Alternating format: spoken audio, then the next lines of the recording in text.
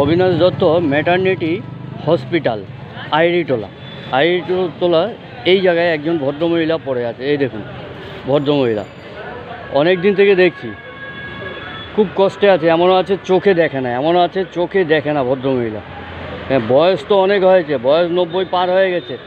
সেই রাস্তার মধ্যে বৃষ্টির মধ্যে পড়ে আছে।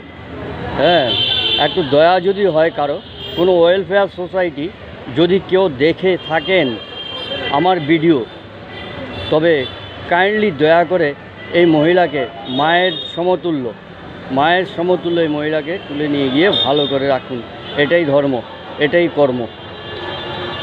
অনুরোধ করছি, আমার এই ভিডিওটি পৌঁছাবার পর শেয়ার করুন, প্রচুর শেয়ার করুন, এবং এই মহিলাকে এখানে যে কোনো সমাজ কল্যাণ ব্যবস্থাপনা করে তুলে নিন।